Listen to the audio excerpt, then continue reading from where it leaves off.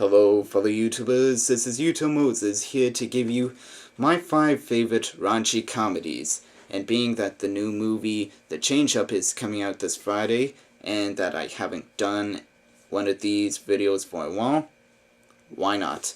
So let's begin. First one is Clerks, a small indie comedy about a lowly store clerk named Dante who has to come into work out of the blue at this place called the Quick Stop, and he has to deal with his intolerable friend Randall, who happens to work at a video store which is right next to his. And so they do things like rooftop hockey, going to a funeral home, and dealing with stupid customers and complicated girlfriends all in one day. This is the earliest raunchy comedy that I can think of when it comes to just crude sex dialogue and film references and jokes to them.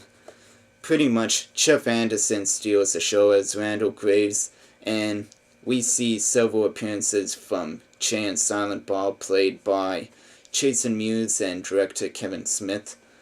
And this is just a great comedy to watch if you like these kinds of movies. Next one is Jay and Silent Bob Strikes Back, a spin-off to the Clerks series which solely focuses on the stoner duo trying to stop a movie that's based on them in a comic book so that they can get the money. Now, unlike Clerks, this wasn't a tamed movie. It goes on non-stop with dick and fart jokes through the whole thing that we can't help ourselves from laughing, and we get several appearances from comedic actors in supporting or cameo roles like Ben Affleck, Jason Lee, Shannon Elizabeth, Will Ferrell, Chris Rock, and Mark Hamill as this comic book villain named Cock Knocker. Yeah, this is a really raunchy comedy that I think you'll enjoy watching. Next one is Walk Hard, the Dewey Cox story. This is mostly a music parody of all the music biopics like Ray and Walk the Line mainly. And John C. Reilly is just too funny playing the made-up character Dewey Cox, not to mention a good singer in this. And he does some crazy stuff like doing drugs like the musicians do, the real-life ones, breaking sinks, and doing the most craziest stunts in front of everyone when he's on drugs.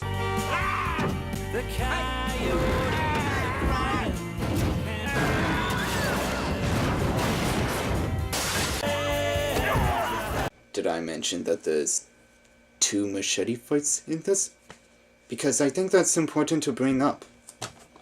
Next one is Pineapple Express, again about a stoner duo that has discovered a murder of a Yakuza or Chinese mafia leader committed by a policewoman and a drug lord, and so they try to expose them or just try to stop them in general. The chemistry between James Franco and Seth Rogen in this movie is amazing in this, and there are a lot of funny scenes with them. And even from the first viewing of it, there were some memorable scenes like the brawl with Danny McBride in his house, the car chase scene in the park, and even when they're hiding out in the forest at night and didn't have a clue about what to do about the situation. And usually Seth Rogen is just funny just by talking or saying his dialogue, because he is a comedic actor and everything that he overdoes with his work is really damn funny to watch. For example, The Green Hornet. Explain to me! Why I'm the worst day of my life! My coffee tastes like shit! Your coffee is normally made by Cato. Last one is The Hangover, which is about a group of friends that throw a bachelor party for someone, and they partied in Las Vegas, and one morning they just don't know what the hell happened last night, and they find themselves in a huge mess in the hotel room, and the friend they threw the bachelor party to, they couldn't find. So they need to look at the clues very closely and try and find him soon before his wedding.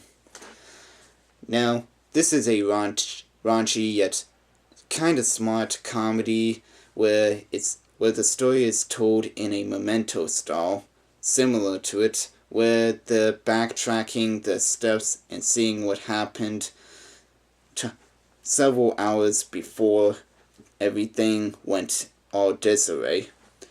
And I really liked Zach Galifianakis and Bradley Cooper in this. They were really funny, and I don't really see that in them in other movies.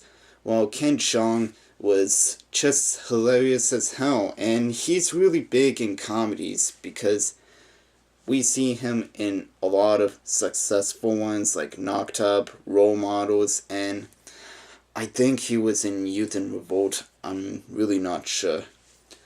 And I really don't know what else to say about it. Just go check it out for yourself. So that's all for my 5 favorites. Rate, comment, and subscribe, and I'll be back later. Until then, this is Yuto Moses, signing out.